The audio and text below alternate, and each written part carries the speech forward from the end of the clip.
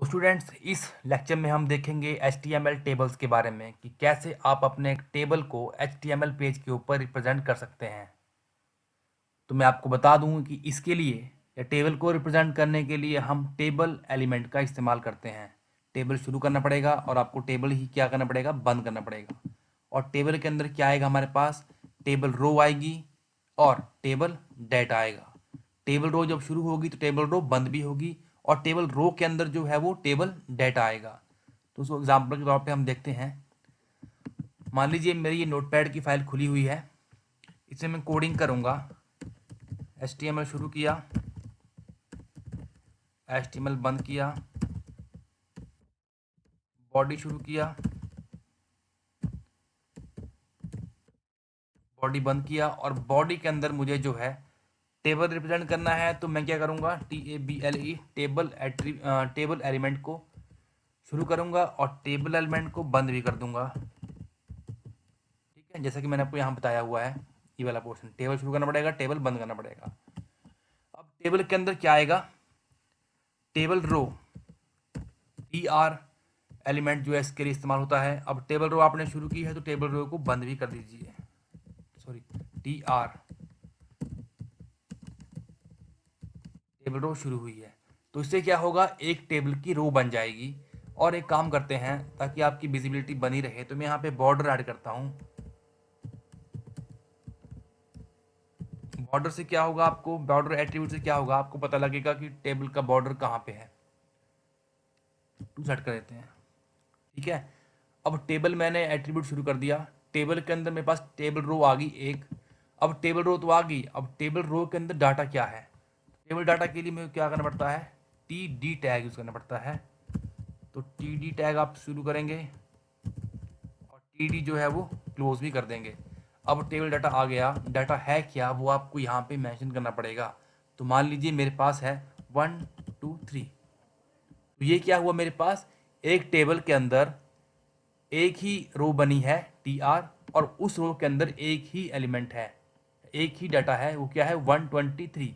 अब इसको हम अगर सेव एज करते हैं, टेबल ट्राई नाम मैंने रखा है इसका, .html सेव करूँगा ऑल फाइल्स। और वेब टेक्नोलॉजी पेज के ऊपर सेव हो रहा है, फोल्डर के अंदर सेव हो रहा है। तो यहाँ पे जो है टेबल ट्राई बन चुका है। ठीक है, इसको मैं ओपन करता हूँ तो कुछ इस तरीके से ये खुलेगा। इस कोड को लिखने से मेरे पास एक टेबल बन गया। टेबल के अंदर सिर्फ एक ही रो है, एक ही एट्रीब्यूट है। अब मैं बताता हूँ आपको कि टेबल रो के अंदर एक और आपने TD ऐड करना है। सिंपली कॉपी करो TD को और TD को यहाँ पेस्ट कर दो। ठीक है, इससे क्या होगा, ABC, इससे क्या होगा, यहाँ पे 1 2 3 के अलावा एक और आपको टेबल डाटा का सेल आ जाएगा। यहाँ पे देखते हैं, सेव करेंगे, रिफ्रेश करेंगे तो देखो यहाँ पे क्या हुआ, 1 2 3 और ABC एक और आ गया। ठीक है, अब मैं चाहता हूँ कि एक और नीचे रो आ जाए, तो उसके लिए क्या करना पड़ेगा मेरे को, टेबल रो एलिमेंट को फिर से करना पड़ेगा ऐड। तो मैं यहाँ कॉपी कर लेता हूँ, इसको कॉपी किया मैंने, उससे क्या हुआ, एक और रो आ जाएगी। डाटा अगर आप लिखेंगे सेम तो सेम आ जाएगा, अगर चाहते हैं चेंज करना तो चेंज हो जाएगा। मान लीजिए मैं कर रहा हूँ यहाँ पे 432 और यहाँ पे DEF। तो जब मैं इसको सेव करूँगा और यहाँ पे इसको रिफ्रेश करूँगा तो यहाँ पे जो है एक और रो बन चुकी है, ये वाली। और डाटा क्या है जो आपने यहाँ मेंशन करा हुआ है। ठीक है, तो इस तरीके से आप इसका बॉर्डर भी कम कर सकते हैं। अगर मैं बॉर्डर यहाँ पे 1 मेंशन करूँगा और सेव करूँगा तो बॉर्डर जो है वो थोड़ा कम हो जाएगा। बड़ा करना है तो आपके लिए यहाँ पे 6 कर दीजिए, फाइल को सेव कीजिए, रिफ्रेश कीजिए तो क्या हुआ, 6 बॉर्डर क्या हुआ, ये बॉर्डर जो है थोड़ा और हाईलाइटेड हो गया।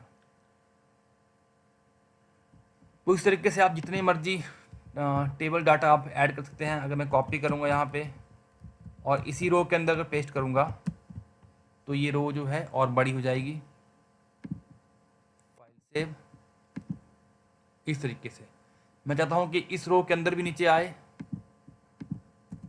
तो यहाँ पे करूँगा और फाइल सेव। एक मिनट ज़रा, फाइल यहाँ पे सेव की, रिफ्रेश किया तो यहाँ पे भी ये वैल्यूज़ आ गई। अब चाहते हैं कि आपने एक और रो ऐड करनी है, 2 रो अभी हैं यहाँ पे, तो उसके लिए मुझे क्या करना पड़ेगा, एक और यहाँ पे रो डाल दीजिए। एक और करनी है तो एक और कर लीजिए। तो मेरे पास कुल मिलाकर कितनी रो बनी है, एक, दूसरी ये है, तीसरी ये है और चौथी ये है। कोड को सेव करते हैं और यहाँ पे इसको रिफ्रेश करते हैं तो यहाँ पे 4 रोज आपकी बन चुकी हैं। तो ये HTML के अंदर टेबल एलिमेंट है और टेबल के अंदर मेरे पास टेबल रो है और टेबल डाटा है।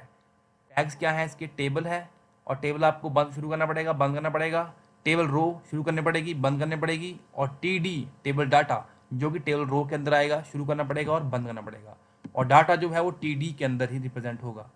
तो इस तरीके से आप अपने HTML के अंदर किसी टेबल के डाटा को रिप्रेजेंट कर सकते हैं। धन्यवाद।